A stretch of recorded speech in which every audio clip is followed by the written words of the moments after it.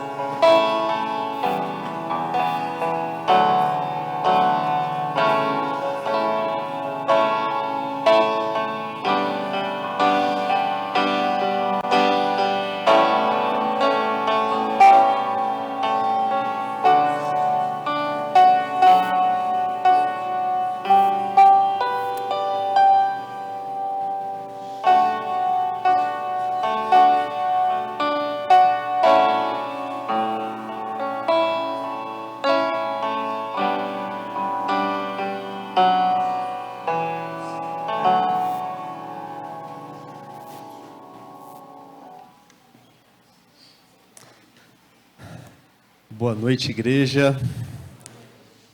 Graça e paz. Vamos ter uma palavra de oração.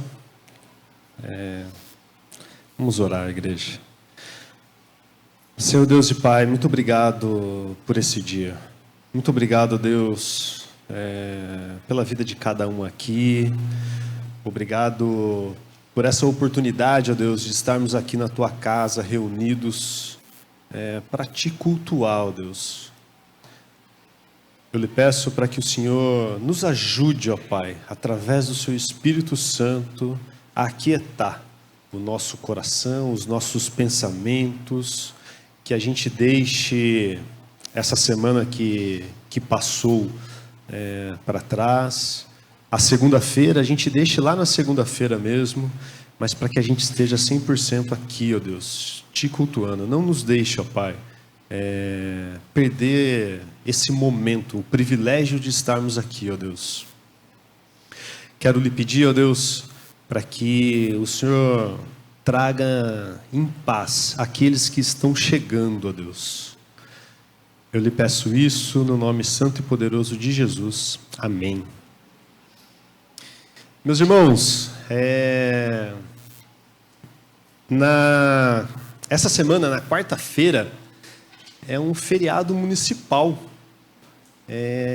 Então, é uma oportunidade, né, para que a gente possa estar aqui no culto da noite de quarta-feira, no culto de oração, e a gente desfrutar desse privilégio da oração comunitária.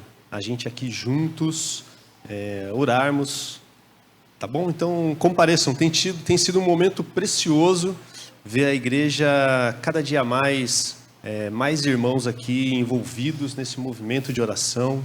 Então venham, prestigiem e desse privilégio.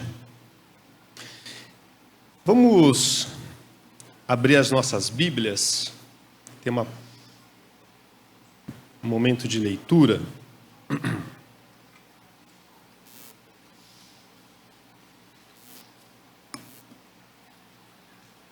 Gálatas, capítulo 4. Os 7 primeiros versículos.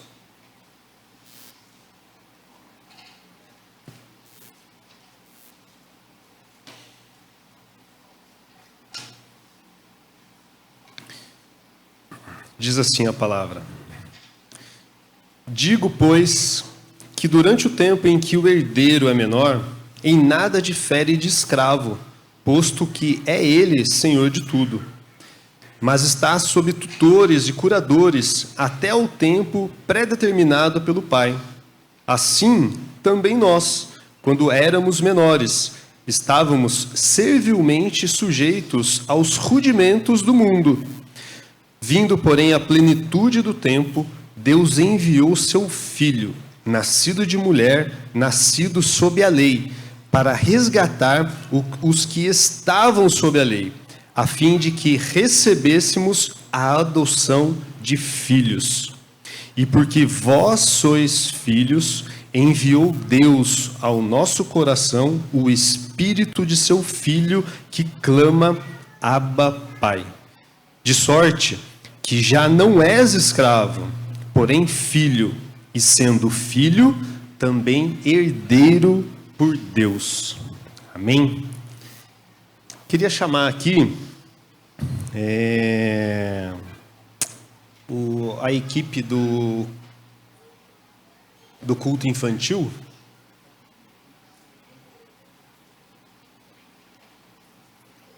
As crianças.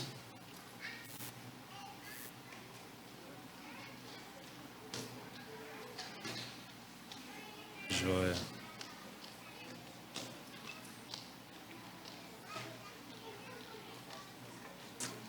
Muito bom ver semana após semana várias equipes do culto infantil, adolescentes, jovens, junto com alguns casais adultos, servindo a igreja, servindo as crianças aqui na igreja. Vou pedir para o Samuel, presbítero, por favor, ore pelo culto das crianças, pelas crianças, por gentileza. Senhor, suplicamos a Tua bênção, a Tua orientação para o trabalho junto com as crianças, para o culto que eles vão realizar. Aceita, Senhor, o culto de cada coração e aceita também, Senhor, o culto do nosso coração e abençoe cada criança, cada professor, professora, cada monitor. Deus de amor e de bondade, nós confiamos na Tua bondade, na Tua misericórdia para com todos nós e com as nossas crianças, em nome de Jesus. Amém.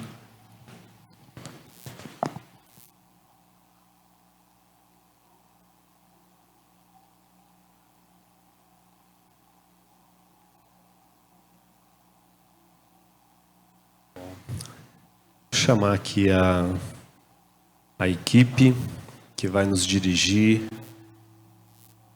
em louvor.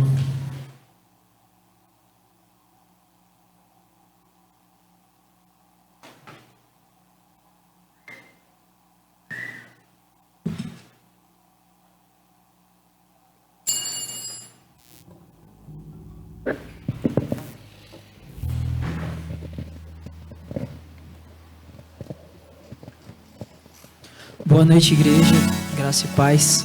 Convido aqueles que puderem a se colocar de pé.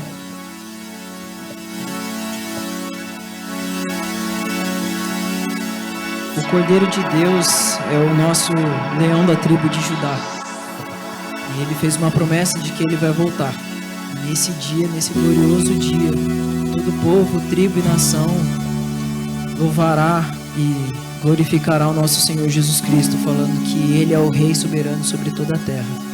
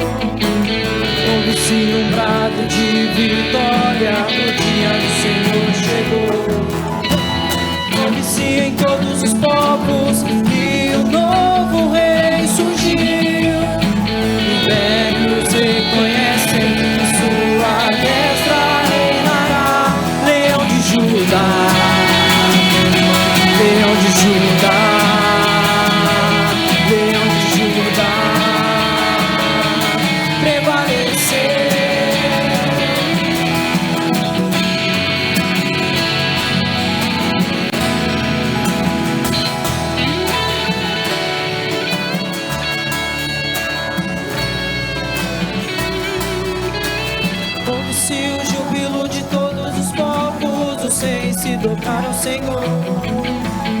Ouve-se um brado de vitória, o dia do Senhor chegou. Ei! Ouve-se em todos os povos que um novo rei surgiu. Impérios reconhecem que sua destra reinará. Leão de Judá, Leão de Judá, Leão de Judá, prevaleceu. E os povos orão e virão a Sião aprender sua lei, pois a sua justiça governará. Leão de Judá, Leão de Judá, Leão de Judá, prevaleceu. Ele é o leão da tribo de Judá. Jesus tomou nossas cadeias e nos libertou. Ele é a rocha da nossa vitória, a nossa força em tempos de fraqueza, uma torre em tempos de guerra. Oh, esperança de Israel, oh, esperança de Israel.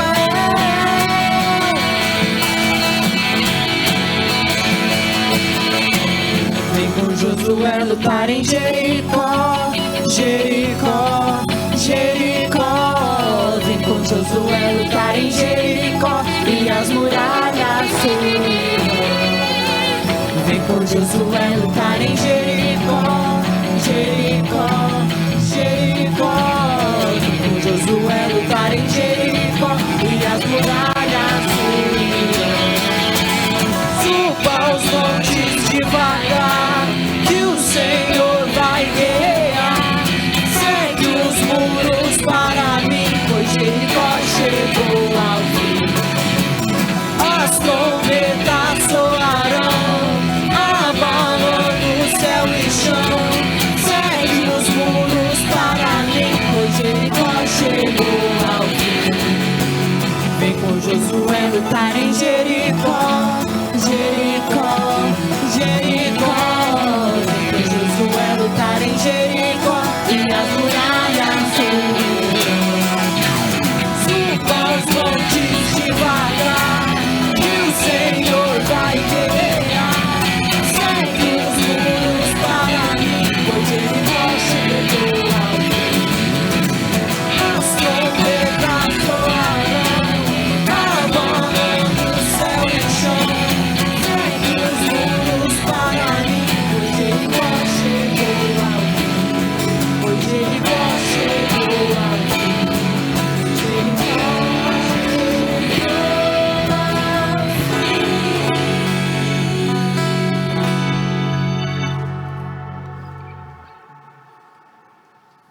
A próxima música é Jesus Cristo Mudou Meu Viver, e que a gente possa se lembrar que por causa da maravilhosa graça de Deus a gente pode ser salvo, a gente pode ser transformado por Cristo. Então que a gente possa viver de uma maneira que Deus se agrade de nós.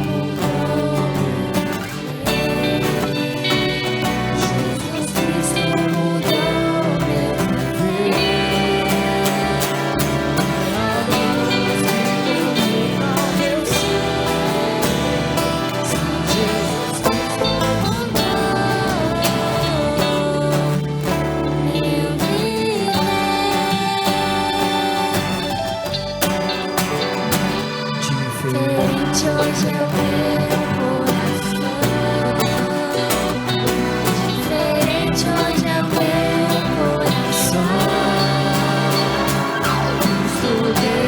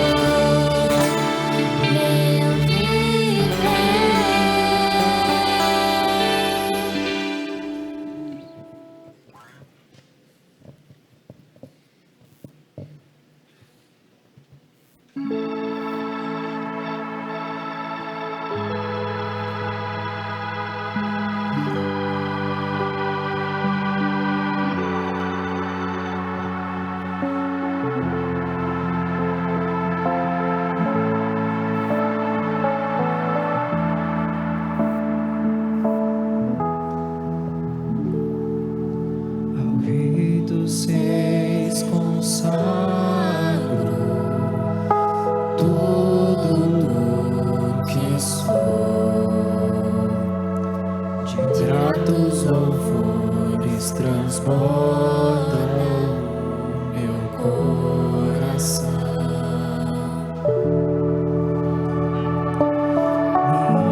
Minha vida eu entrego nas tuas mãos, meu Senhor.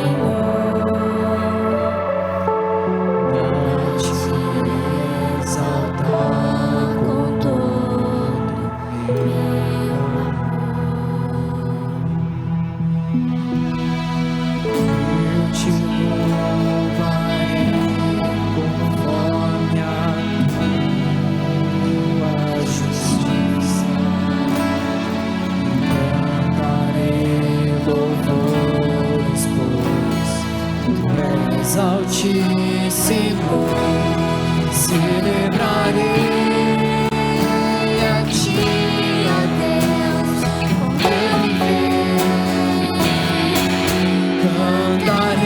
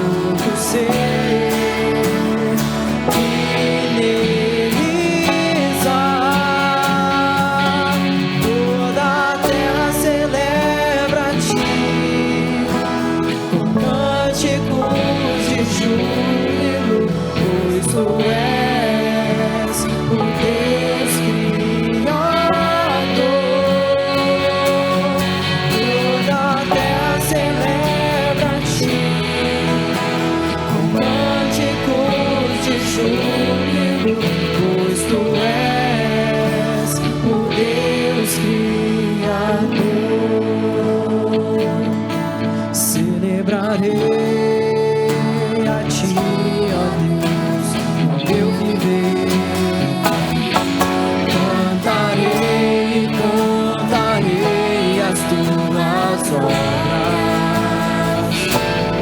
pois por Tuas mãos foram criados terra, céu e mar.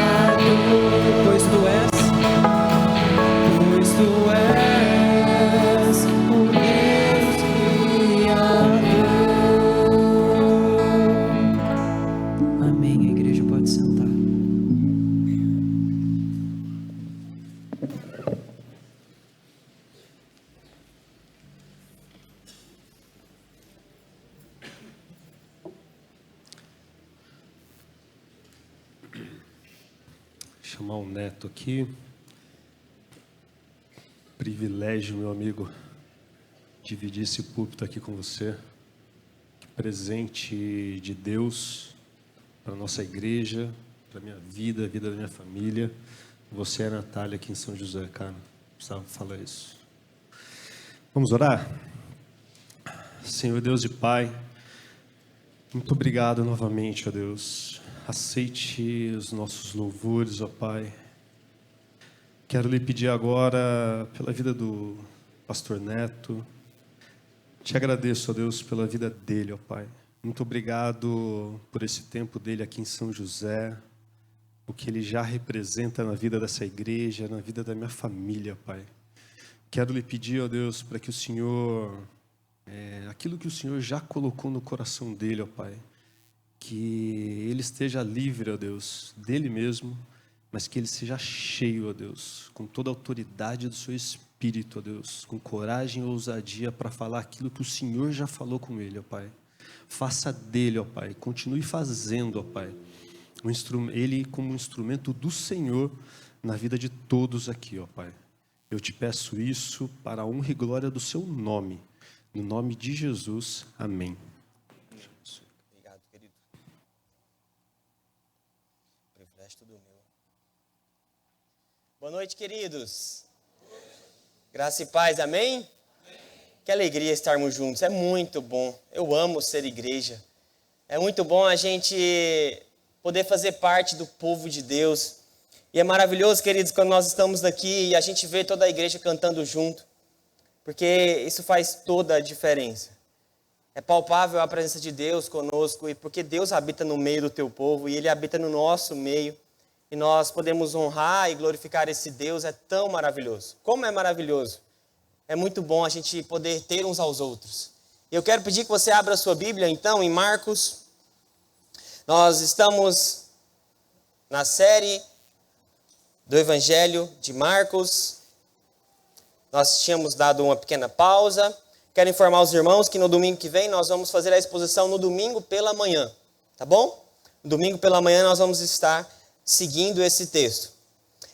Marcos, capítulo 1, verso 9 ao 15.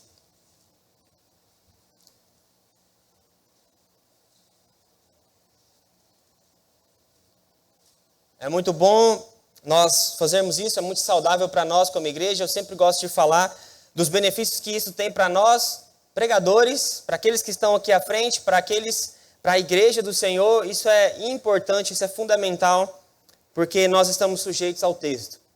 Nós seguimos o que o texto está dizendo a nós. E nós, como igreja, nos preocupamos com expor a palavra do Senhor. Essa é uma igreja centrada na palavra do Senhor. Você que nos visita, você que está aqui conosco pela primeira vez ou por mais vezes, saiba que essa igreja está centrada na palavra. Nós pregamos o que está na Escritura. É aqui. Nós, pregadores, pregamos o que a Bíblia diz. É por isso que nós estamos trazendo essa questão de expor, como nós fizemos com Gálatas e agora nós estamos fazendo com Marcos. Isso é muito saudável para nós, como igreja do Senhor. Marcos, capítulo 1. Eu quero ler e eu quero trazer algumas questões introdutórias. Apesar de estarmos na terceira exposição de Marcos, eu quero trazer algumas coisas introdutórias em relação a esse evangelho, porque tem tudo a ver também com o texto que nós vamos ler hoje. Da mesma forma como nós estamos, mas com muita reverência, porque estamos diante da palavra de Deus. O texto do Senhor diz assim, Marcos 1, a partir do verso 9. Naqueles dias veio Jesus de Nazaré da Galileia, e por João foi batizado no rio Jordão. Logo ao sair da água, viu os céus rasgarem-se e o Espírito descendo como pomba sobre ele. Então foi ouvida uma voz dos céus: Tu és o meu Filho amado, em ti me comprazo. E logo o Espírito o impeliu para o deserto, onde permaneceu 40 dias, sendo tentado por Satanás. Estava com as feras, mas os anjos o serviam. Depois de João ter sido preso, foi Jesus para a Galileia, pregando o evangelho de Deus, dizendo: o tempo está cumprido e o reino de Deus está próximo. Arrependei-vos e crede no evangelho. Eu quero dar então alguns quesitos introdutórios em relação ao evangelho de Marcos. Quem é Marcos? João Marcos é aquele que foi na primeira viagem missionária de Paulo. Lembra dele? Ele esteve na primeira viagem missionária de Paulo, mas é muito provável que ele, muito imaturo, não sabia muito bem o que era fazer missões, e ele se abdicou dessa viagem e não continuou até o fim. Por isso que na segunda viagem de Paulo diz: não, João Marcos não vai conosco. Porque ele não esteve conosco na primeira viagem, porque ele vai estar conosco. Então João Marcos é esse, um discípulo de Pedro. Ele é o primeiro evangelista. Apesar de nós termos Mateus, Marcos e Lucas como os evangelhos sinóticos, aqueles que se parecem mais, mas Marcos foi o primeiro evangelista a escrever. Ele foi um discípulo de Pedro, como nós vemos lá Pedro dizendo, lá no capítulo 5. Então Marcos, ele foi discípulo, ele esteve em Atos, muito provável que Marcos tinha uma condição abastada. Textos de Atos nos relatam que ele recebia muitas pessoas, e naquela época quem recebia muitas pessoas é porque tinha uma casa muito grande. Então João Marcos era alguém de boa condição. É muito interessante porque Paulo, apesar de ter rejeitado ele retoma, lá em Colossenses 4:10, ele retoma o seu relacionamento, não sabemos em que exato momento ele retoma esse relacionamento com João Marcos, mas também vemos no final da carta de 2 Timóteo, quando Paulo já sabia que estava sendo preso, ele falando para que João Marcos estava com ele. Então, não sabemos em que momento essa amizade foi reatada, digamos, mas é claro que não havia ali falta de perdão. Porque ele apenas disse, olha, ele é muito imaturo para estar conosco agora. E Barnabé, como estava com Paulo, também não concordou, mas é muito provável que em algum momento eles retornaram essa amizade. E todas essas coisas são muito importantes para que nós entendamos o que é esse evangelho que nós estamos lendo. Esse evangelho de Marcos é um evangelho, o evangelho de Marcos traz para nós algo dinâmico. Marcos era dinâmico. Vocês podem olhar no capítulo 1 aí mesmo, se vocês verem esses 45 versículos, vocês vão ver que o tempo todo Marcos está dizendo logo, imediatamente, e logo, o tempo todo. É um evangelho como se ele estivesse avisando algo para você de forma corrida. E Marcos, se nós pudéssemos classificar os evangelhos aqui em formas de filme, por exemplo, Marcos seria um evangelho de ação. Por que evangelho de ação? Por que é toda essa dinâmica? Por que é toda essa correria? Porque é um evangelho que, para o seu público romano, era um povo que não se importava tanto com fábulas, tanto com falas. Tanto que o evangelho de Marcos, ele tem uma só parábola. Uma só parábola, mas ele tem vários contos em que Marcos está mostrando ao povo romano todos os feitos de Jesus. Então Marcos, ele é dinâmico, ele está trazendo essa dinâmica para o povo, ele está sendo rápido naquilo que ele quer falar para o povo. Porque se ele começar a falar demais, filosofias, algumas coisas que Mateus e Lucas se importaram, principalmente com parábolas, não ia fazer sentido para os romanos. O evangelho de Marcos, ele é um evangelho que o tempo todo ele está usando essa palavra, e ele usa 41 vezes a palavra logo. E isso, logo, imediatamente isso aconteceu. Então ele está trazendo essa parte dinâmica, porque o povo romano não se importava muito. Não era muito adepto a tantas falas. Era algo mais de ação. Então Marcos, ele se preocupou com o seu público. Então é por isso que Marcos, ele se preocupou com isso. Só para vocês terem noção, essa palavra logo, imediatamente, ela é citada 51 vezes no Novo Testamento. Só em Marcos, 41 vezes. Então Marcos, ele está justamente fazendo isso por conta do seu povo, da dinâmica que ele traz para o seu público-alvo. O seu público-alvo eram os romanos. E Marcos é muito interessante, porque ele traz para nós, então, mais os milagres do que necessariamente os ensinos. Queridos, nós estamos diante de um texto que traz muitos ensinamentos para nós. Marcos, ele mostra Jesus e ele apresenta Jesus como um servo, mas não como um servo perdedor. Nós vamos ver nessa noite algumas características desse Jesus que é servo, mas um servo vencedor, um servo que venceu. Nós vamos entender, por exemplo, a dinâmica do porquê Jesus se batizou, do porquê o Espírito veio sobre ele, se ele era o próprio Deus. Nós vamos ver que todas essas coisas são importantes para a gente entender que Marcos está justamente mostrando que Jesus é esse servo. Ele veio para servir. Ele é um servo vencedor. Ele veio e nos serviu. Mateus, por exemplo, ele quer apresentar Jesus como rei dos judeus. Por isso que tem genealogia. Por isso que a genealogia de Mateus é desde Abraão. Ele quer provar o quê? Jesus sendo rei dos judeus. Marcos não, ele não tem esse interesse. Ele quer provar que Jesus é filho de Deus. E ele sendo filho de Deus e o seu público-alvo, os romanos, não tinha interesse nenhum ele colocar a genealogia. Por isso que lá no seu verso 1, e você pode continuar com a sua Bíblia aberta aí, lá no seu verso 1 ele vai justamente dizer, princípio do Evangelho de Jesus Cristo. O quê? Filho de Deus. Então Marcos quer apresentar para o seu povo o quê? Jesus é o Filho de Deus encarnado. Mateus não. Mateus ele quer mostrar que Jesus é rei dos judeus. Por isso que ele vai lá desde Abraão. Eu quis trazer essa parte introdutória porque nós vamos ver aqui algumas características desse Jesus, algumas verdades desse Jesus.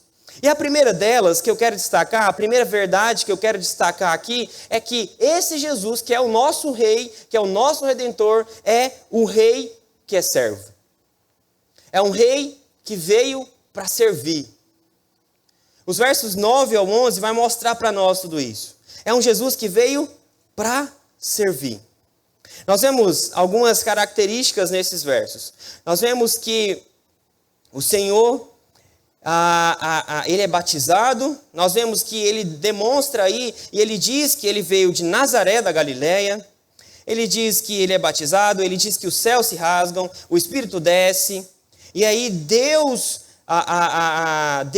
é o Deus que diz, tu és o meu filho amado, em ti me comprazo. Então, a era messiânica, ela está começando agora. A parte em que João Batista é aquele que preparava o caminho, ela se encerra aqui nesse verso 9, e agora a parte messiânica, ela começa. João Batista, então, é aquele que anuncia, e esse Jesus agora entra em cena.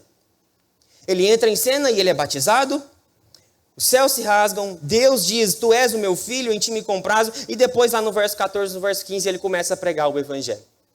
A primeira característica que eu quero trazer é que esse Jesus é um servo do Senhor.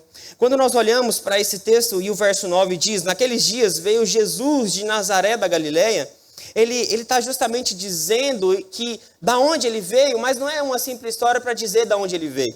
Nazaré era uma cidade totalmente pobre.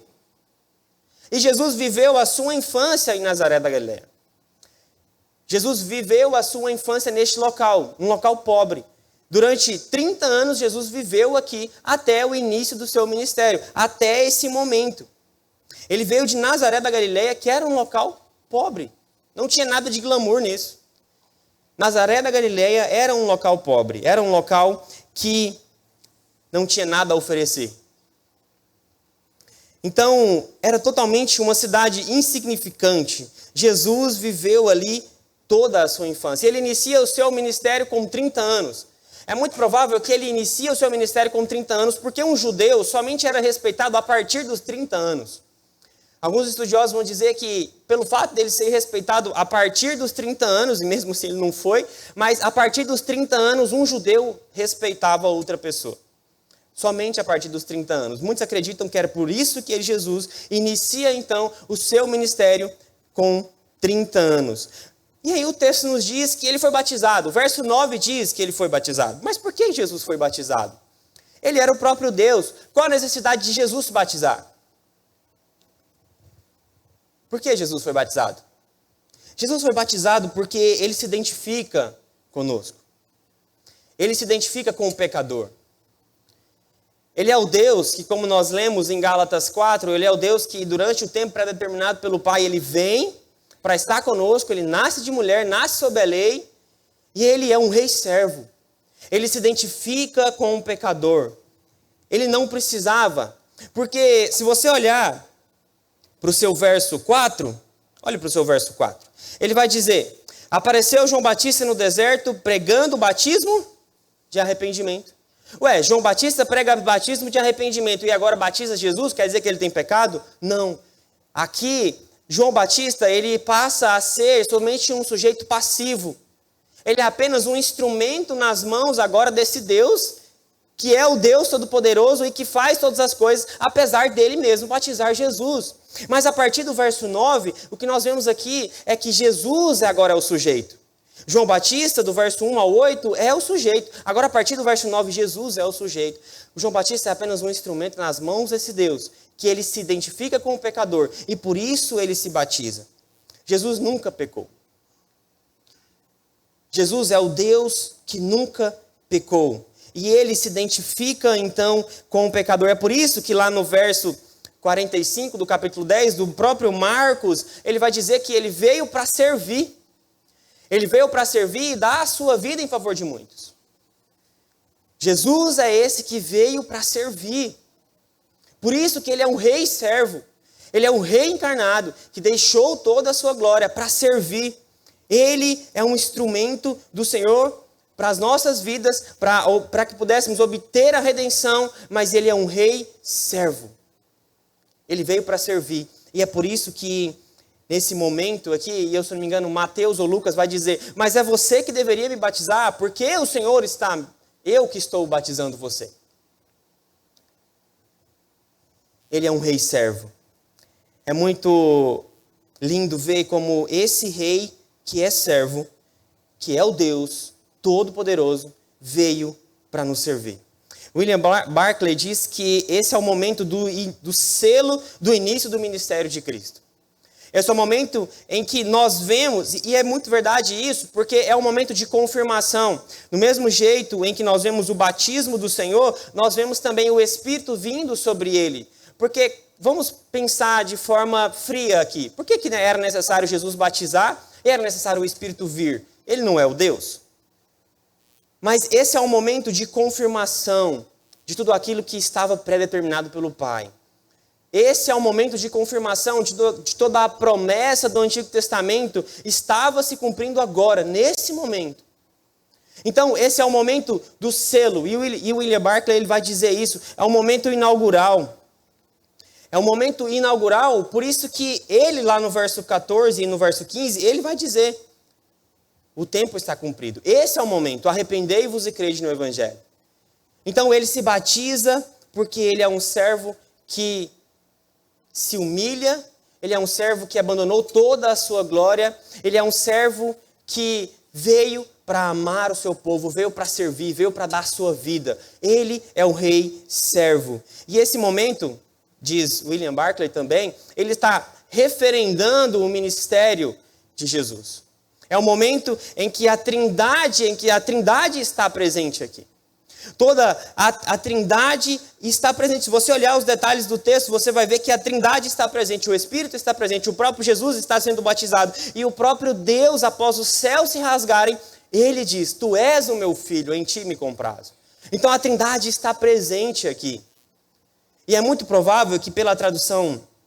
A tradição judaica, esse momento em que os céus se rasgam, o Espírito desce, a voz do Senhor, a voz do próprio Deus aparece, é um momento de inauguração desse reino escatológico, do reino em que todos o Antigo Testamento apontavam para esse momento. Todo mundo ansiava por esse momento. Todos os judeus, eles ansiavam por esse momento. É bem verdade que nós sabemos que eles ansiavam muito mais para ser libertos pelo poderio de Roma. Mas eles ansiavam por esse momento. O prometido um dia vai chegar. O prometido um dia vai chegar. Então esse é o momento em que toda a Trindade está presente para confirmar, para referendar o ministério de Cristo. E esse termo, os céus se rasgam, no verso 10... Logo ao sair da água, viu os céus rasgarem-se e o Espírito descendo. É literalmente os céus estão se rasgando. E é o mesmo termo quando na crucificação é dito que o véu se rasgou em duas partes. É o mesmo termo. Então é literalmente os céus estão se rasgando. Não sabemos exatamente como foi isso, mas os céus se rasgando e Deus dizendo, tu és o meu filho, em ti me comprazo. Esse é o momento em que a Trindade está presente. Esse é o momento em que o Espírito desce sobre Jesus. E porque esse rei que é servo, e porque esse rei que é servo, foi necessário que o Espírito viesse sobre ele. É muito provável, como diz William Hendrickson, que esse momento em que o Espírito desce sobre ele é em relação à sua natureza humana, e ele foi habilitado para ser o profeta, o sacerdote e o rei. Ou seja, nesse momento em que o Espírito desce sobre ele, agora ele tem a capacidade para ser aquele que está entre o povo e Deus. Ou seja, aquele que é o mediador. E em relação à sua natureza humana, agora o Espírito está capacitando ele para que ele possa ser a ponte, porque a cruz é ponte. A cruz é a ponte que pecadores são levados a Cristo. Jesus é essa ponte. Jesus é esse servo que veio e o Espírito agora outorga tudo isso, o Espírito confirma tudo isso, em que os pecadores são levados a Cristo. Somos levados a Cristo por meio de Jesus, por meio da obra de Cristo, por meio daquilo que o Senhor fez por meio da cruz. Cristo agora está sendo, o Espírito vem em forma, descendo como pomba sobre ele, para que nós pudéssemos ter o nosso relacionamento com Deus restaurado. E agora ele está tendo e recebendo essa confirmação e sendo esse mediador. E é muito engraçado, porque nós vemos aqui o Deus sendo batizado e o Deus recebendo o Espírito. E fica um pouco confuso, mas como que a gente vê toda essa questão, como o próprio Deus recebendo o Espírito, mas ele não é o próprio Deus? Queridos, é um misto aqui de capacitação em relação à sua natureza humana e a confirmação do seu ministério. E pelo fato, e por isso que eu quis dar a parte introdutória aqui, lembram que Marcos ele quer mostrar o quê? Que Jesus era filho de Deus. Marcos quer provar isso. E como Marcos queria provar isso para as pessoas, era necessário que isso fosse feito de forma pública, para que as pessoas vissem nesse Jesus a maneira como ele é o Deus encarnado, ele é o prometido, ele é o Filho de Deus, e agora a Trindade toda está presente para confirmar todas as promessas que foram feitas. Esse é o momento em que cumpre toda a promessa feita de que o Redentor viria. Desde Gênesis 3,15, nós vemos a promessa que foi feita em que um dia esse Jesus viria. Esse prometido viria. Então esse é o momento em que a nova criação está presente. E o que significa então esse veio como pomba? É muito provável que ele usa aqui esse pomba, porque lembra que Jesus diz, sejam astuto como a pomba, e astuto como a pomba não, astuto como serpente e humilde como a pomba. Então é muito provável que aqui ele está trazendo que a pomba é uma figura de pureza, de gentileza, de paz, de graciosidade. É por isso que ele está usando aqui que o Espírito desce como pomba. A pomba tinha esse símbolo de graciosidade, de paz, de gentileza. E é um evento que marca a nova criação. É um momento em que marca a nova criação. Por que nova criação? Porque agora nós estamos diante da nova aliança. Nós vamos ver mais à frente que os detalhes do texto mostram para nós que agora é a nova aliança. As coisas passaram, as coisas antigas passaram. E agora chegou aquele prometido e agora se estabelece a nova aliança. Tu és o meu filho, diz no verso 11. Em ti me comprazo mais uma prova para nós, então, que esse Jesus é filho de Deus. E Marcos enfatiza bastante. Jesus, o filho de Deus. E aqui, nesse momento, ele faz algumas alusões aqui ao Salmo 2, verso 7, que diz assim, tu és meu filho, eu hoje te gerei. E ele também lembra Isaías 42, 1, que diz assim, eis aqui o meu servo, a quem sustenho, o meu escolhido, em quem a minha alma se compraz. Pus sobre ele o meu espírito e ele promulgará o direito para os gentios. O Pai, então, está autenticando o ministério de Cristo. O Pai, então, ele autentica o ministério do seu Filho. Então, presta atenção como a Trindade está presente aqui. Do verso 9 ao 11, a Trindade está presente aqui. Na nova criação. O Espírito vem sobre ele. Lembra daquele verso que diz que o Espírito pairava sobre as águas? Aonde está isso? Na criação. Então, na nova criação, a Trindade está presente. Porque sabemos que na criação, a Trindade estava presente. Então, na nova criação, a Trindade também está presente. Jesus, o Filho encarnado, sendo batizado, o Espírito agora vindo sobre ele, e o Pai agora referendando e confirmando o ministério do Filho na nova criação, na nova aliança. A Trindade está presente nesse rei que é servo.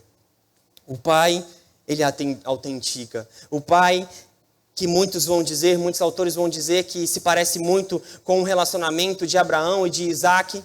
Esse amor inesgotável, esse amor que não tem fim, esse amor que é eterno entre o pai e o filho. Esse amor que não existe ciúme, esse amor em que os três estão juntos e eles estão conectados, eles estão ligados. Porque os três se completam, os três é Deus. Cada um é Deus. A Trindade está presente, esteve presente na criação e agora está presente na nova criação. Esteve presente e o pecado nos separou do Senhor. E porque o pecado nos separa do Senhor, agora a Trindade mais uma vez está presente na nova criação, trazendo a redenção para o povo. Em que agora os sacrifícios não seriam mais necessários, porque o sacrifício final chegou. E a redenção chegou. É por isso que esse rei, ele é servo. Ele se compadece com o pecador. Ele vai até o pecador. Ele vem até o pecador. Que moral ele teria para dizer, tem de bom ânimo, eu venci o mundo? Se fortaleça, fique firme. Que moral ele teria se ele não tivesse se encarnado e vindo a este mundo? Mas ele veio, ele pagou o preço, porque ele é servo. Mesmo sendo o rei, o dono de toda a glória, o Deus Todo-Poderoso, o Deus Onipotente, o Deus que não precisa de nós e nunca vai precisar de nós, mas ele vem e paga esse preço. Porque ele é um rei servo. Ele é um rei que veio para servir. Infelizmente, nós estamos em uma cultura que o rei Todo-Poderoso, ele serviu, ele amou, ele cuidou. E nós queremos ser servidos. Nós que não somos nada, não temos nada, não somos bons, somos pecadores, o que nós mais fazemos de bom é pecado. Nós queremos ser servidos. Mas o Rei Todo-Poderoso veio, se humilhou e serviu, e deu a sua vida. Mas nós não. Nós queremos ser servidos. Jesus, ele nasce num lar pobre, uma mãe pobre, uma cidade pobre, para se identificar com os pobres. Nós, que não temos nada, não queremos servir. Não entregamos a nossa vida para nada. Porque nós queremos que as pessoas nos sirvam. Nós queremos ser servidos. Mas o rei, ele veio unicamente para servir. Mesmo sendo rei.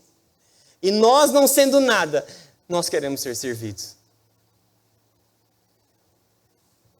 O rei, detentor de toda a glória, ele abandonou a sua glória e ele foi obediente. Nós não submetemos a ninguém, porque a única coisa que nós queremos desse Deus é que ele nos sirva. Nós queremos palavras que acariciam o nosso ego, que amaciam o nosso ego. Nós queremos palavras que nos deixam na zona de conforto, porque nós não queremos mudar. Nós queremos palavras que venham ao nosso coração, mas como Paulo diz lá em 2 Timóteo, aquela coisa que traz ao nosso coração, como se estivesse fazendo coceira no ouvido, e isso é bom para o nosso coração. A cultura desse rei é um rei que veio para servir. É um rei que amou. É um rei que serviu, que deu a sua vida. Nós precisamos entender que nós precisamos servir. Nós estamos aqui para servir, para nos gastar. Nós estamos aqui para gastar a nossa vida. E problemas sempre vamos ter mesmo, mas estamos aqui para servir. Você tem dom, meu irmão. Eu tenho dom. Todos nós temos dons. Onde estão esses dons? Guardado na gaveta lá? Onde está o dom? Onde está o seu dom? Você tem dom. Deus te deu dom. Deus quer que você sirva. Você pode servir em alguma área, independentemente da idade. O Rei Todo-Poderoso veio, se compadeceu com um pecador. Ele foi batizado. Ele recebe o Espírito que confirma o seu ministério. E o próprio Deus confirma o seu ministério. E ele serve. Ele é um rei servo. E nós precisamos servir. O que você está fazendo que você ainda não serve ao Senhor? Como você tem se gastado diante de um reino que é tão vasto em relação ao serviço? Ah, mas eu não sei o que fazer. com certeza tem alguma coisa para você fazer. Com certeza você pode servir. Com certeza você pode discipular. Você pode ensinar. Com certeza você pode fazer alguma coisa. E esse é o momento que nós temos para arregaçar as mangas e servir uns aos outros. Amar uns aos outros. Porque o Rei, o Todo-Poderoso, veio para servir. E esse é o Rei que serviu. A segunda característica e a segunda verdade desse Rei é o Rei que nunca pecou. Esse é o Rei que nunca pecou. E isso está no verso 12 e o verso 13. Mais uma vez, olha aí, ó. Verso 12. E? O que está aí? Está com a sua Bíblia aberta ainda ou não? Como o Marcos Deman disse, né? Como a turma fica muito quietinha, você desconfia. Mas eu sei que aqui a gente tem que ficar quietinho mesmo. Mas o que diz aí no 12? E logo. É justamente essa expressão que Marcos usa 41 vezes aqui no seu evangelho. Porque ele está dizendo rápido. E logo, e imediatamente, e é isso que acontece. Sabe aquela notícia que ele conta rápido porque ele tem que sair? Parece que é essa impressão que dá, né? Mas é justamente por conta do seu público, que é Roma. O Rei, então, que nunca pecou. E mais uma vez ele diz, e logo o Espírito o impeliu para o deserto. E logo o Espírito o impeliu para o deserto. Bom, após então a confirmação do seu ministério, porque o verso 11 diz que ele teve a confirmação do Pai. O verso 12, então, deveria ser o início do seu ministério, não? Ora, ele é batizado, o Espírito vem, o Pai confirma o seu ministério, então vamos começar o ministério então. Não, mas o verso 12 e o verso 13 mostra para nós que ele foi para o deserto para ser tentado. Para ficar por 40 dias sendo tentado por Satanás. E é muito interessante porque tanto Mateus como Lucas mostram essa sequência do batismo, da tentação e de Jesus iniciando o seu ministério. Ou seja, nem o próprio Deus inicia o seu ministério dessa forma tão rápida assim, tão prematura. Ele é batizado, ele recebe o Espírito, ele confirma, ele tem a confirmação por meio do próprio Deus, o Pai, e agora ele é levado para o deserto. E diz Mateus, o texto de Mateus ele é mais claro, e eu aqui não quero me atentar a Mateus ou Lucas, mas diz o texto que o próprio Espírito o leva. O texto também diz, o verso 12 diz que o Espírito o impeliu para o deserto, mas o texto de Mateus é ainda mais explícito, porque ele diz, e o Espírito o levou para ser tentado por Satanás. O Rei, então, que nunca pecou. Esse não é um simples relato para nós, como um formalismo, porque Deus ele está desejando aprovar e provar Deus. Ele não é um teste como Satanás nos faz, para que nós perdemos, para que a gente perca. Deus aqui, ele está provando o próprio Deus, o próprio Jesus. E essa é uma grande verdade, porque nós somos provados pelo Senhor. E o Deus Todo-Poderoso, ele prova Jesus. Satanás não. Satanás, ele prova em relação à hostilidade. Satanás prova porque ele quer ver a pessoa caindo. Deus não. Deus, ele prova justamente com um desejo de vê-lo aprovado, de ver em nós pessoas aprovadas. Olha o que diz lá em Hebreus 5:8. E por que nós sabemos que Jesus é testado? Por que Jesus é testado nesse momento? Hebreus 5:8-10 diz assim, embora sendo filho, olha o texto, embora sendo filho, aprendeu a obediência pelas coisas que sofreu. E tendo sido aperfeiçoado, tornou-se o autor da salvação eterna, para todos os que lhe obedecem, tendo sido nomeado por Deus, sumo sacerdote, segundo a ordem de Melquisedeque. Então o texto de Hebreus 5:8 diz que embora sendo filho, ele aprendeu a obediência pelas coisas que sofreu. Ou seja, Deus, ele prova o próprio Jesus para que ele pudesse ser aprovado. E não como Satanás, pela hostilidade. Deus, ele está provando Jesus aqui. ele nos prova, mas ele é o rei que nunca pecou. Alguns autores vão trazer aqui que esse 40 dias não faz referência a nada. Mas não tem como não se lembrar dos 40 anos em que o povo de Israel foi tentado. Não tem como olhar para esse 40 dias, e alguns vão olhar para esse texto aqui, para esse 40 dias apenas como um número, mas não tem como olhar para o povo de Israel que ficou no deserto, que passou pelo deserto 40 anos e não resistiram e pecaram. Foram provados pelo Senhor, mas logo na sequência eles já estavam reclamando e querendo voltar para o Egito. Mas o rei que nunca pecou, ele foi provado e aprovado. Ele é provado pelo próprio Deus e é o rei que nunca pecou. Ele suportou e ele venceu. Ele suportou e ele venceu. E assim como esse Jesus, ele venceu, nós podemos vencer. Nós podemos vencer a tentação. É por isso que ele é um rei servo. Ele é um rei servo e ele nos mostra como ele passou pela provação. E ele passa pela provação. E nós então podemos ser também perfeitos, como ele é perfeito.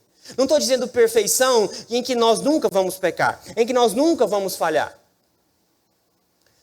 Mas ele diz, sejam perfeitos como o vosso Pai Celestial é perfeito. Ou seja, existe um padrão de santidade para nós. Por mais que a gente não consiga, mas tem um padrão. E esse padrão, ele não abaixa pelo fato de sermos nós pecadores. O padrão continua o mesmo. E o mesmo Deus, lá de Gênesis, lá da criação, ele é o mesmo Deus hoje. Porque ele é imutável, ele é santo, ele continua o mesmo Deus. E é esse mesmo Deus que cobra de nós uma vida santa. Nossa vida, queridos, não é uma colônia de férias. A nossa vida tem lutas. E é isso que Hernandes Dias Lopes vai dizer, que a vida cristã não é uma colônia de férias.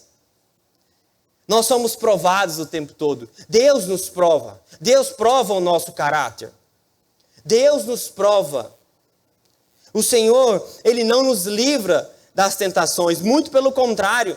Ele nos livra no meio da tentação. Mas a tentação acontece. Nós somos tentados dia após dia. Porque a nossa vida é assim. A vida cristã é tome a sua cruz e carregue-o. Porque ninguém aqui está enganado. Alguém aqui está enganado pela vida cristã? Alguém aqui foi enganado dizendo que você vai ser um vencedor e nunca mais você vai ser tentado? Alguém aqui foi enganado dessa forma? Ninguém.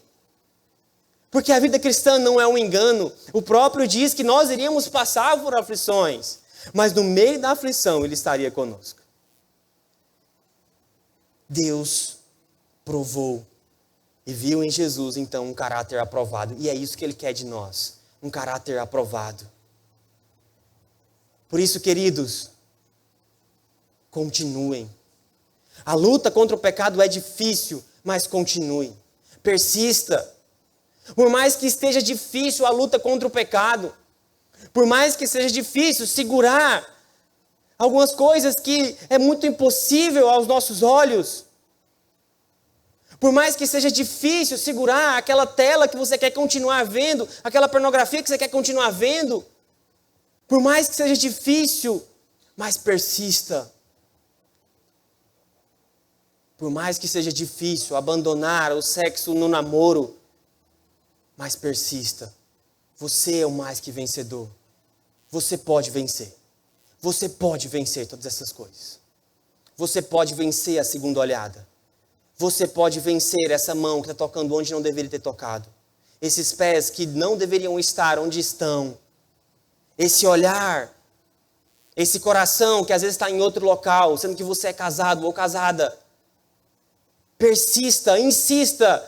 É possível vencer o pecado. O Senhor está provando o seu caráter, mas Ele quer de você que você seja aprovado.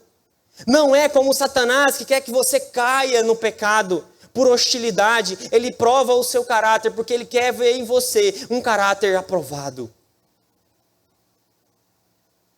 Por mais que seja difícil. E aí a gente olha para Romanos 7:15, em que eu quero fazer o bem, mas não consigo, e é essa luta. O pecado é assim, ele nos assedia, mas o Senhor nos prova porque Ele quer ver em nós um caráter aprovado. Tiago 1:2-4 diz assim: meus irmãos, considerem motivo de grande alegria sempre que passarem por qualquer tipo de provação, pois sabem que quando sua fé é provada, a perseverança tem a oportunidade de crescer. E é necessário que ele cresça, pois quando estiver plenamente desenvolvido, vocês serão maduros e completos, sem que nada lhe falte. Tiago está dizendo que nós devemos olhar para a provação como motivo de alegria. Não é bom quando você estuda para uma prova, não é, Bebel? Você estuda para a prova, toda bonitinha, lindinha, fofinha, e aí você vai tirar uma nota boa na prova. Não é legal quando você é provada e é aprovada? Queridos, o nosso Deus, Ele nos coloca na prova para que sejamos aprovados, para que passemos pela prova. Ele não tira de nós a tentação, e Tiago está dizendo, olha, considere como motivo de alegria, olhar para essa tentação e dizer, vou vencer no nome de Jesus, vou passar por isso no nome de Jesus.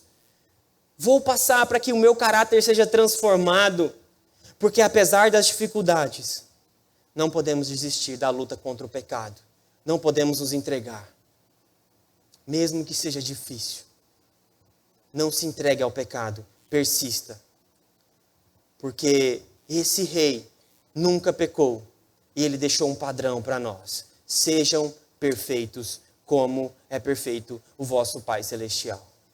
E a última característica para nós é que esse rei, ele anuncia o evangelho. O rei então que é servo, esse rei que é servo, ele é um rei que nunca pecou e é um rei que agora anuncia o evangelho. Bom, João Batista, do verso 1-8, ele anuncia, ele prepara o caminho, então agora só alegria, né? Só sombra e água fresca, não é? É isso? Você foi lá, trabalhou para o Senhor, dedicou a sua vida para o Senhor, você pregou o evangelho, você preparou o caminho. Bom, depois de tanto suor agora, o que eu vou fazer? Vou descansar. Mas o que o verso 14 nos diz?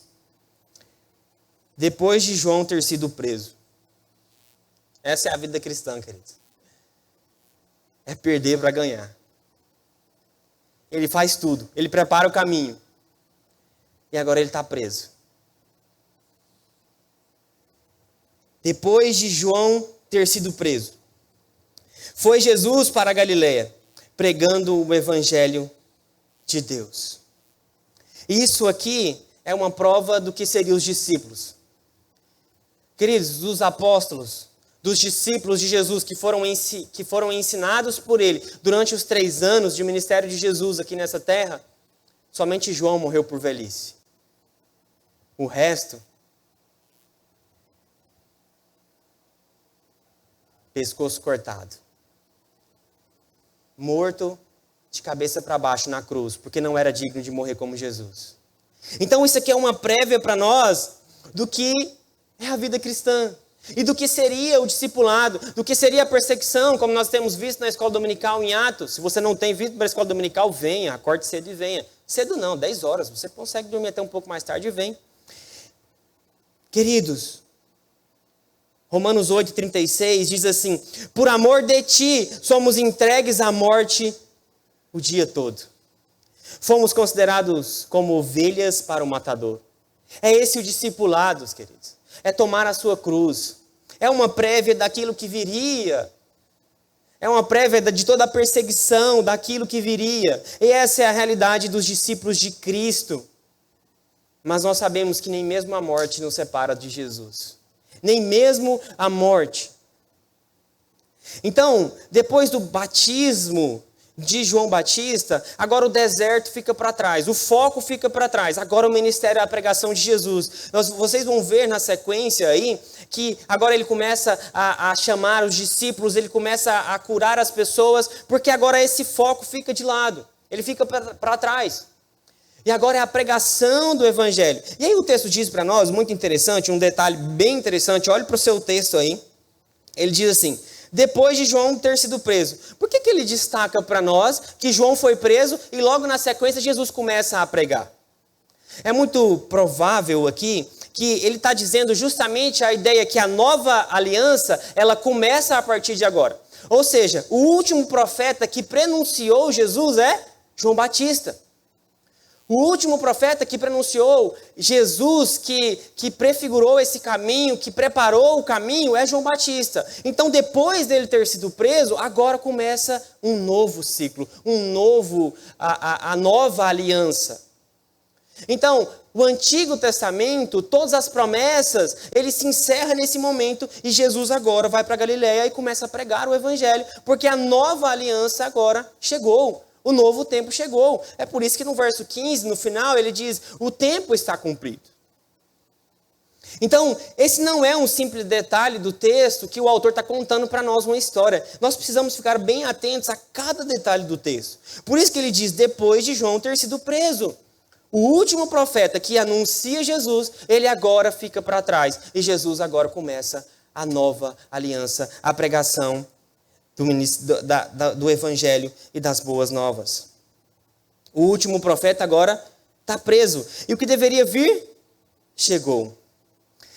Jesus, então, ele vai para Galileia e é muito provável que ele passa a maioria do seu tempo pregando na Galileia. E ele diz, então, no verso 15, o tempo está cumprido. O reino de Deus está próximo. Ele está mostrando para nós que o tempo está cumprido, por quê? Porque agora a nova aliança chegou. Porque agora o domínio em sua totalidade da promessa chegou. A promessa agora chegou. Aquilo que tanto vocês ansiavam, chegou. Bom, para aqueles que esperavam a promessa, para aqueles que aguardavam o Messias, eles tiveram a falsa impressão de que eles seriam libertos do poderio de Roma. Agora chegou o momento em que nós vamos ser libertos. Imagina só você sendo o tempo todo martirizado pelo povo romano. Nós esperávamos e o Salvador então chegou para nos libertar de Roma. Não, é totalmente o contrário, porque o Evangelho é sobre nos curar dos nossos pecados. Essa é a mensagem do Evangelho. Arrependei-vos e crede no Evangelho. Essa é a mensagem do Evangelho. Não existe nada, queridos, mais do que isso.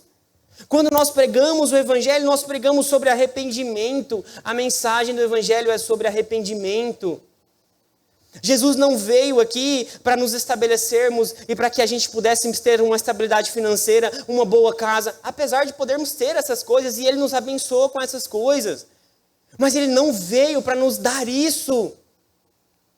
A Bíblia não é um manual de como se dar bem nessa vida. A Bíblia é para nos contar a história da redenção. A Bíblia é para nos contar unicamente sobre esse momento da redenção, de um Deus criador de todas as coisas e criou de tudo perfeito, de forma perfeita, mas nós pecamos, nós falhamos. A Bíblia está nos contando isso.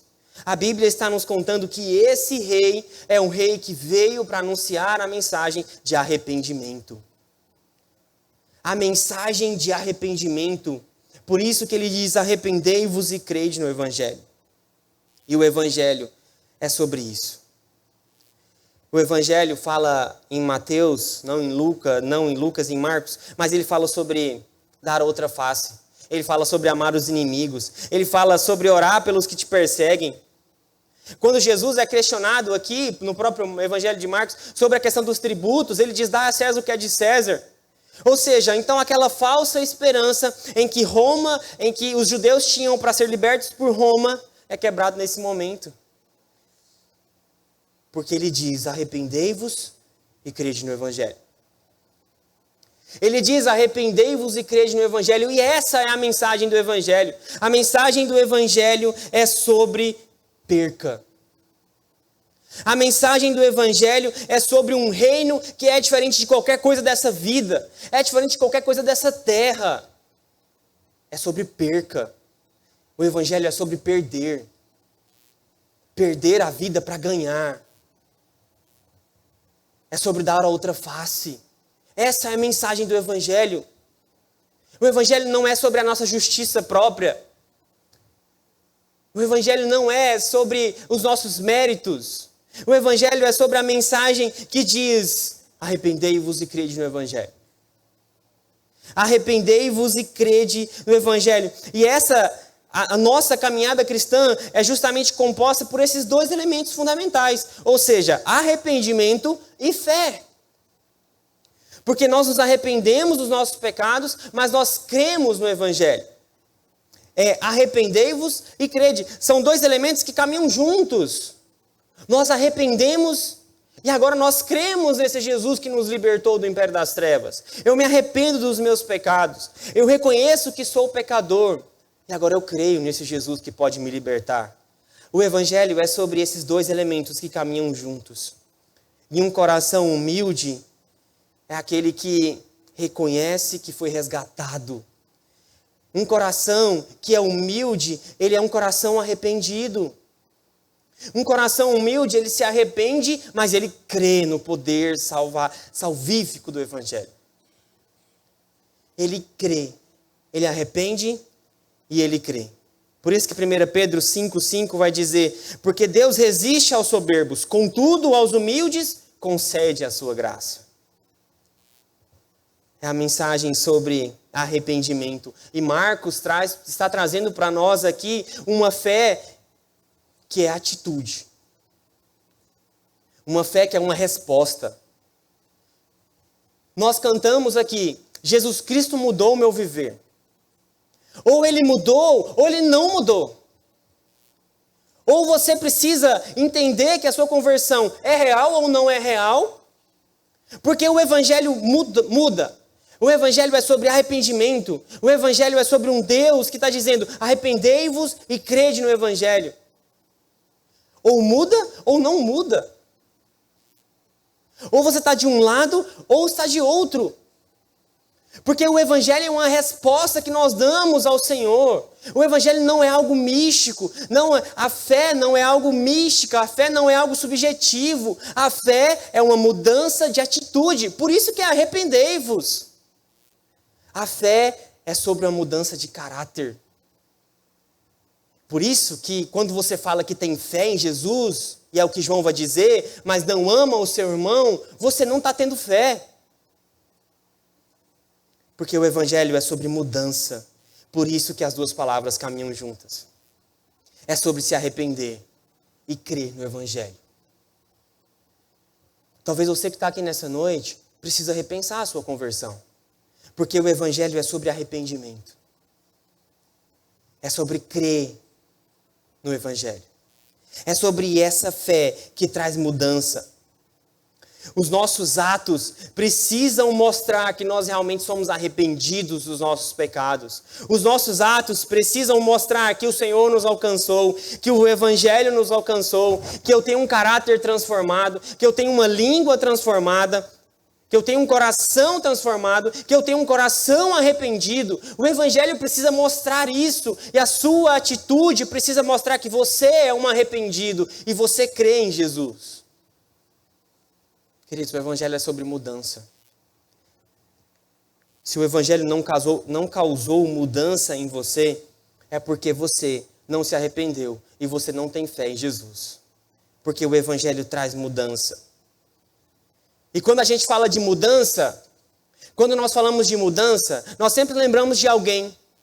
Nossa, tal pessoa podia estar aqui para ouvir essa palavra. Não. Vamos começar em casa? Vamos começar em você? Vamos começar em mim? Porque eu tenho que ter essa autoavaliação.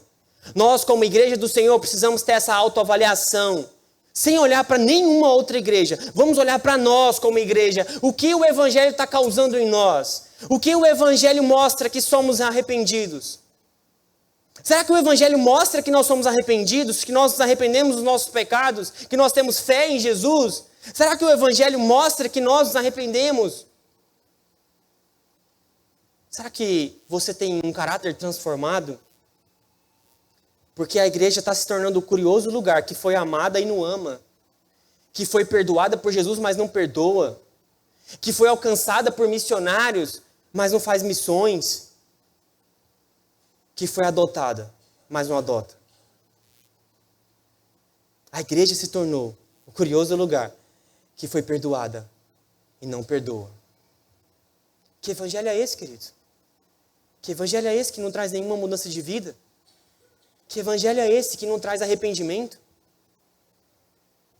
Ou a gente abandona essa vida e vai viver de forma desregrada, ou a gente vive de forma de verdade.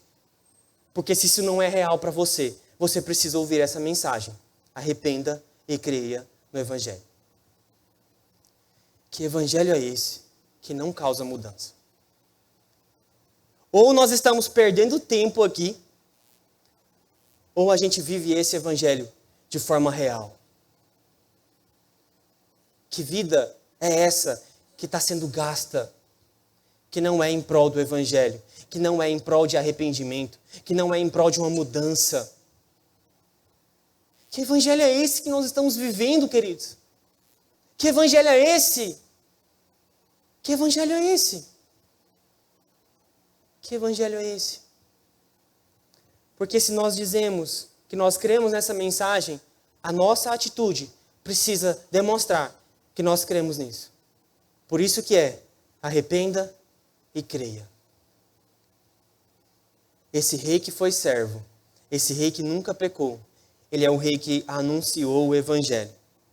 Mas é um rei que anuncia o evangelho para que a gente tenha um viver diferente. É por isso que nós cantamos: Jesus Cristo mudou o meu viver. Jesus Cristo mudou o meu pensamento. Jesus Cristo mudou a minha língua. Jesus Cristo mudou o meu coração. Jesus Cristo mudou as minhas falas. Ele transforma. Ele nos transforma. O evangelho nos transforma para que nós sejamos transformados à imagem e semelhança do Senhor. Ele nos transforma. O evangelho causa mudança. O evangelho causa mudança. E se nós não nos arrependermos, nós estamos aqui sentados, achando que somos salvos, mas estando indo direto para o inferno.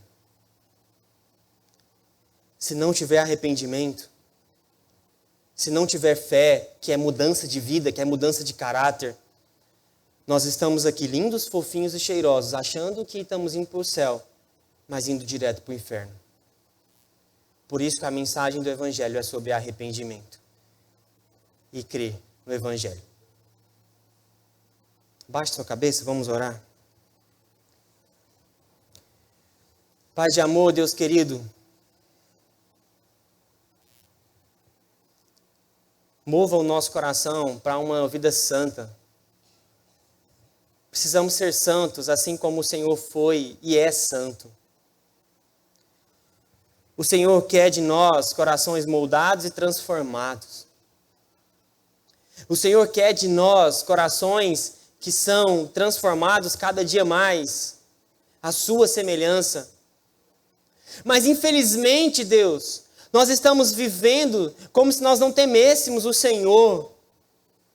Infelizmente, Senhor, nós estamos vivendo em uma vida tão medíocre, em uma vida que não agrada em nada ao Senhor, porque nós estamos aqui apenas atrás dos nossos interesses. Nós não nos preocupamos com o Teu reino, nós não nos preocupamos com o Teu evangelho, nós não nos preocupamos com uma mudança de caráter, com uma mudança de vida.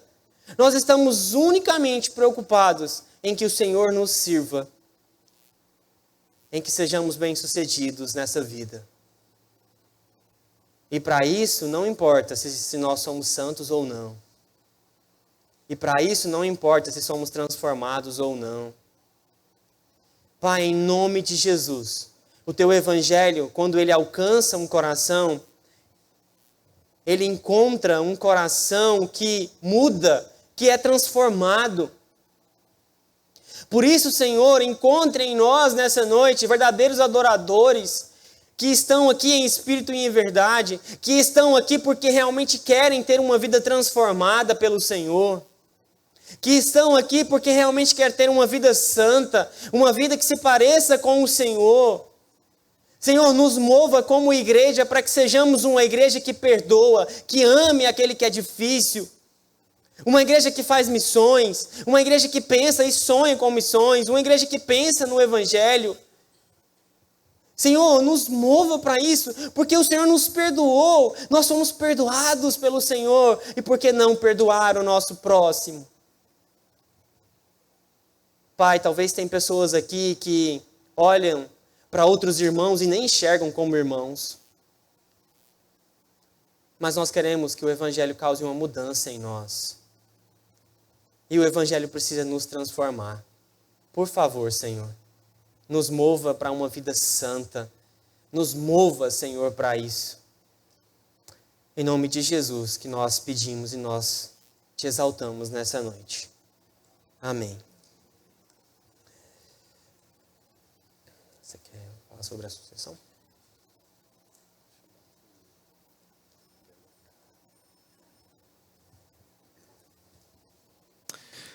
Obrigado, Neto. Obrigado pela palavra.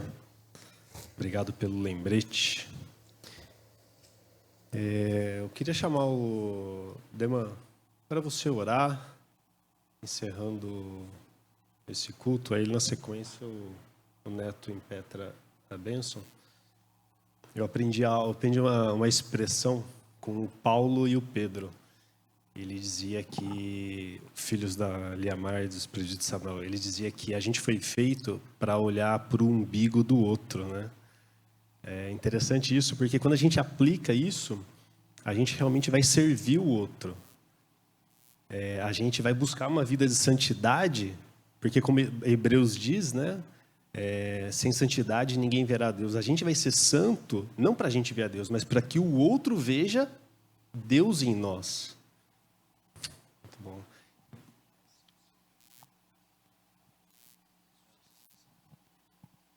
Irmãos, antes de nós orarmos, eu só queria dar um aviso rápido para a igreja sobre a sucessão pastoral. Só dizer para a igreja que o conselho fez uma comissão, 5 presbíteros, nós estamos consultando alguns pastores, nós já consultamos 5 pastores, um deles declinou, então nós temos 4 pastores que estão orando, e aí pedimos que a igreja ore também.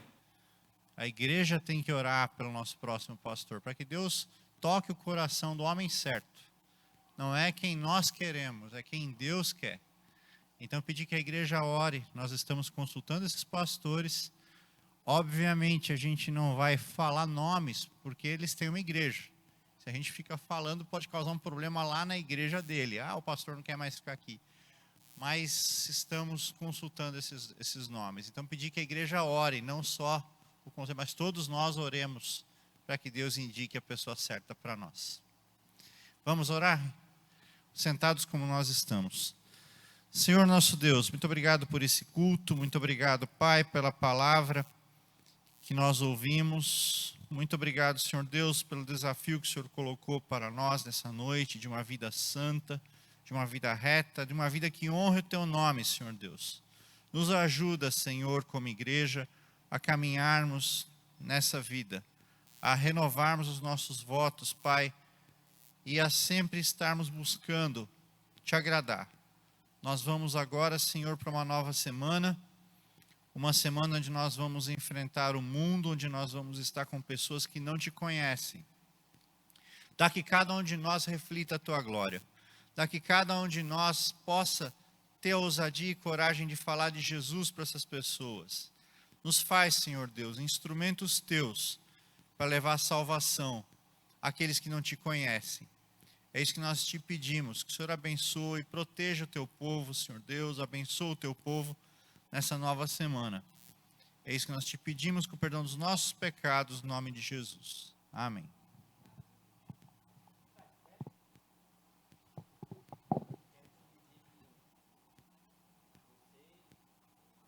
Não está indo? quero te pedir que você preferencialmente escolha a porta do meio para sair, que eu quero desejar para você, quero pegar na sua mão, desejar para você uma ótima semana. Tá bom, queridos? Uma ótima semana, que Deus os abençoe, que Deus te ajude onde você está, que Deus te use onde você está e que o Evangelho realmente possa ser algo que faça diferença na nossa vida. Tá bom?